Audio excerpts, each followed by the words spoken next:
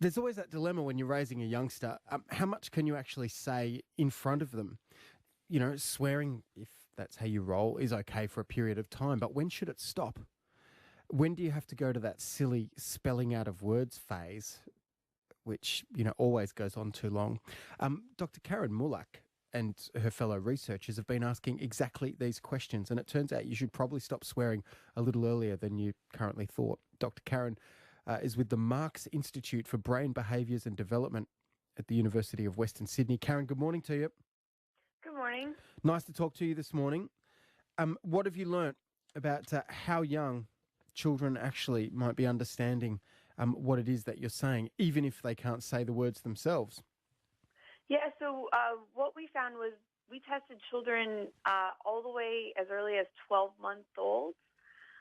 So kids, who aren't really speaking yet, but they're already understanding some words, and we found that they can learn words without even being directly told what the word means. Without even being told what the word means, how can you tell? Tell me how you did this research, Karen, in actually deciding whether a child knew or didn't know what a word meant. Right. So what we did was we showed infants, we took 8 objects that infants had never seen before, and we gave each of them a made-up name. We would show the infants 2 objects at a time and play the name for those, but it wasn't clear which label went with which word. So in one single trial, it's impossible to know which word goes with which object, but over the course of many trials, the infants could start to work out in their minds, hey, every time I hear that word, 100% of the time I also see that image on the screen, so those two must go together. And what we found was that in just 4 minutes, infants were able to learn 8 new words this way. In 4 minutes? Yeah, correct.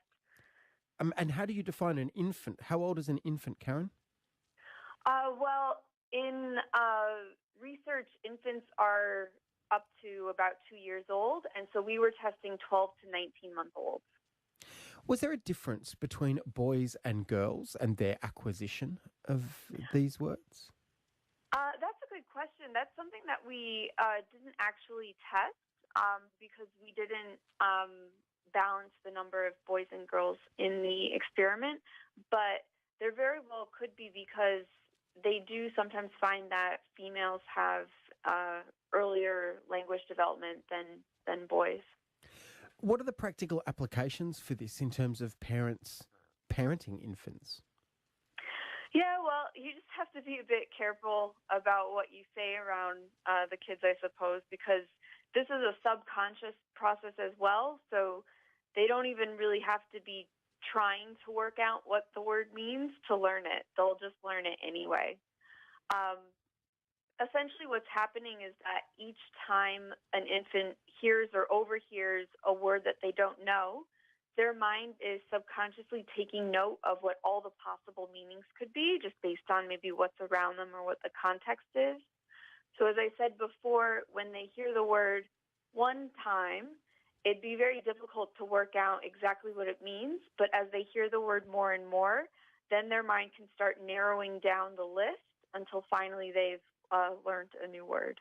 It's funny, isn't it? I sort of watch that in my own life. I've got a youngster about to turn 2, and I can say something quite complex and then sort of point in the general direction of where the action might need to take place. Hey, you know, can you go and grab the cup off the top of the bench? But you can almost watch her start to think through what it might be that you've asked her and then really surprise you in completing the action. Yeah, it's amazing that they're able to do this because when you are saying these words to them that they don't know yet, there's seemingly like an infinite amount of possibilities of what it could mean. In our field, this is called the Gavagai problem. And what it is, you know, imagine you are in a different country walking with someone who speaks a language that is completely unfamiliar to you. Say a white rabbit suddenly jumps out of the bush and this person says Gavagai. What does Gavagai mean? Does it mean rabbit? Does it mean white fur? Does it mean let's have this for dinner? Are they showing surprise that it jumped out? And this is something that infants are facing every single day, but still they're able to work through it and start acquiring their language quite quickly. A lot of people will be asking themselves, Karen, how this relates to swearing in front of children. I know that some sinners listening to this will swear in their relationships, not hopefully at each other, but just generally in life in describing the vicissitudes of existence. What does it mean in terms of swearing in the presence of your infant? Yeah, well, it's something that they'll pick up quite quickly. They won't be able to just because of the nature of swearing, they won't be able to know precisely what the swear words are, but they'll be able to pick up maybe the context that you would use these words in. So maybe if they heard, Dad hit his finger with a hammer and shout something out, they'll be able to learn, if I hurt myself or something, I should yell out this word. What does it mean, Karen, for the charade that parents start to go through where you and I might suggest that maybe should see if we can squeeze in a trip to the PARK a little bit later on today in the hope that said child doesn't start going park, park, park, park, park, park, park until we relent. Is anybody, infant or otherwise, really being sucked in by the spelling of PARK? Well, they would be able to learn it just the same way that they learn these words. So if they're hearing PARK and then like 100% of the time that they hear that, or close to 100%, that's followed by a visit to the park, they'll be able to make the connection without even knowing how to spell yet. Karen, you sound quite nice, but there's some small part of me that wonders if you have like hundreds of infants in cages who you're doing this research on in a very dark, secret laboratory somewhere. So just to be clear about this, how do you recruit your babies for research? Yeah, so I know that because I work in what we call the baby lab, and I know it can sound quite scary. Yeah, that's but not helping. Actually, is it underground? Is there like very thick concrete? No, it's actually it's a very nice, safe place. All of our participants, they are parents who have signed up to our register. It's at westernsydney.edu.au/babylab, and they can just register their interest. And then if their child falls into the criteria for one of our studies, we give them a call, tell them a bit about it, and they can decide whether they want to participate. All of our studies are just non-invasive, what we call non-invasive, so it doesn't, involve any poking or prodding. Most of them are just the child sat on mom's lap and is just watching some videos on the screen. As well, we have to make all of our studies very short to match the attention spans of the infants. And then before and after, we have a little playroom that they play in. So it's all very innocent.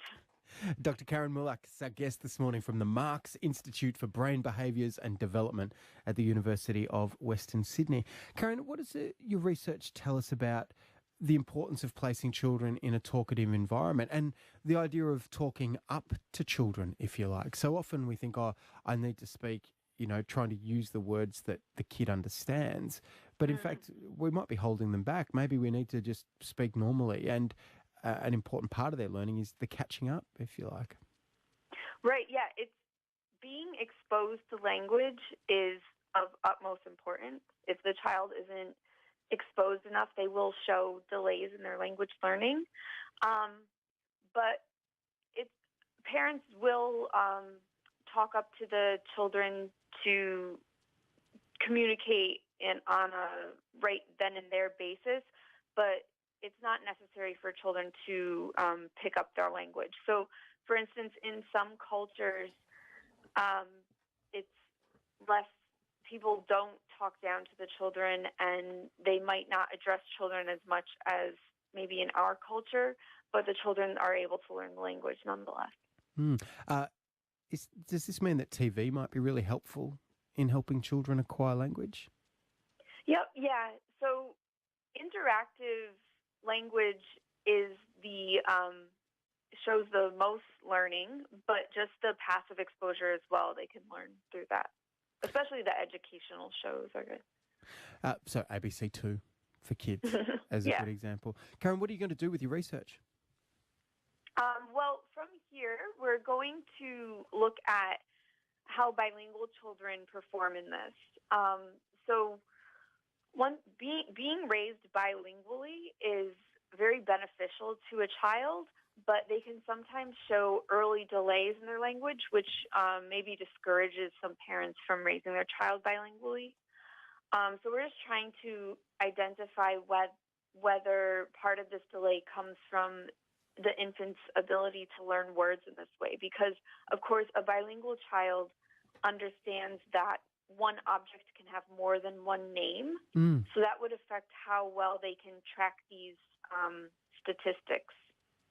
That's fascinating. A lot of people are in that situation in Australia. So my brother-in-law's Dutch, and when it's just him and his children, my nephews and nieces, he speaks to them in Dutch, and he's done that ever since they were born. And Yeah, it is really interesting. I know other families that do it in Spanish and so on, where one parent really wants to try and embed their native language into their children. And so that's the way they approach it. What do you say the potential implications for the child of that might be? Well, if we can identify how long these delays go for, then we can tell the parents, like, yes, your child might be a little bit delayed early on, but see, then they catch up just maybe a few months later.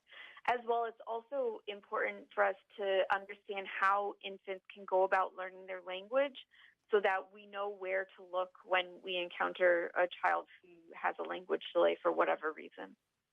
It's been fascinating to talk to you this morning, Karen. Thank you. Yeah, thank you.